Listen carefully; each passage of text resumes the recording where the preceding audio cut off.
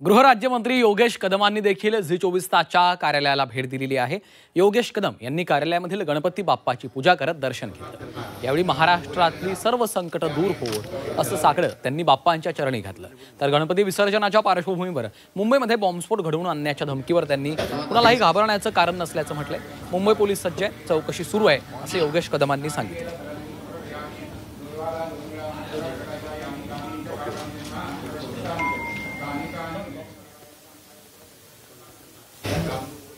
Zee 24 तासच्या कार्यालयामध्ये योगेश कदम आलेले आहेत। त्यांनी गणपती बाप्पाचं दर्शन घेतलेलं आहे। आपण त्यांच्याकडून भावना जाणून घेणार आहोत। सर, तुम्ही गणरायाचं दर्शन घेतलेलं आहे, काय साकडं विघ्नहर्त्याच्या चरणी आपण मांडलेलं आहे?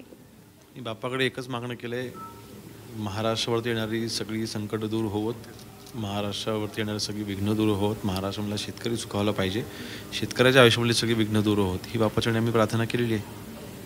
सर, तुम्ही गृहराज्यमंत्री आहात आणि आजच एक महत्त्वाची बातमी समोर आलेली आहे, ती म्हणजे एक धमकीचा मेसेज आलेला आहे मुंबई पोलिसांना।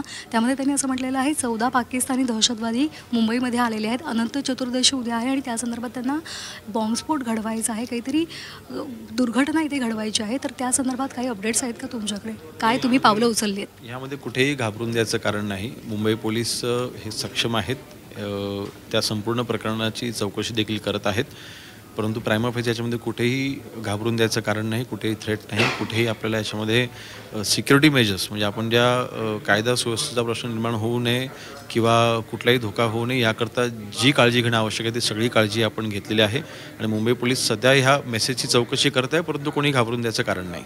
सर, महत्त्वाचा मुद्दा म्हणजे अगदी मुंबई असेल, पुणे असेल, ठाणे असेल, अनेक महत्त्वाच्या शहरांमध्ये उद्या अनंत चतुर्दशीला मोठ्या प्रमाणात गर्दी असेल, कशा पद्धतीचं नियोजन आपण केलेलं आहे?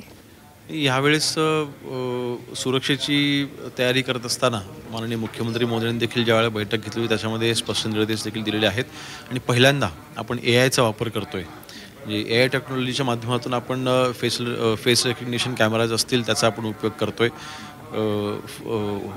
फॉर एक्झाम्पल, समजा एखादा कॅमेरासमोर एखादा चोर जर का आला, त्याचा अलर्ट आपल्याला 30 सेकंडच्या आतमध्ये पोलिसांना मिळेल कंट्रोल रूममध्ये आणि त्याला आपण 5-10 मिनिटांमध्ये आपण त्याला अरेस्ट करू शकतो। ते एकंदरीत AI टेक्नॉलॉजीचा वापर आपण सुरक्षेसाठी आपण करतोय आणि आपला डेटाबेस हा अतिशय स्ट्रॉंग आहे। नॅशनल ते इंटरनॅशनल लेवलचे जे काही ते गुन्हेगार आहेत त्याचा सगळा डेटा आपल्याकडे आहे, त्यामुळे त्याचा चांगला उपयोग आपल्याला होईल आणि अन्य जे काही मेजर घेणं आवश्यक आहे ते नक्कीच आपण घेतो। आणि मला वाटतं आजपर्यंत इतिहास आहे की मुंबईच्या किंवा महाराष्ट्राच्या गणेशोत्सवात कधीच गालबोट लागलेला नाही। अतिशय सुरळीतपणे म्हणजे आनंदोत्सव आपण हा साजरा आजपर्यंत केला आहे, तसं ह्या वर्षी देखील आनंदोत्सव हा नक्कीच आनंदाने साजरा होईल। बाप्पा तर विघ्न हरायला आहेच आणि त्याचबरोबर पोलीस सुद्धा सज्ज आहे, तुम्ही सुद्धा सरकारच्या वतीने सज्ज आहेत। धन्यवाद आमच्याशी संवाद साधल्याबद्दल।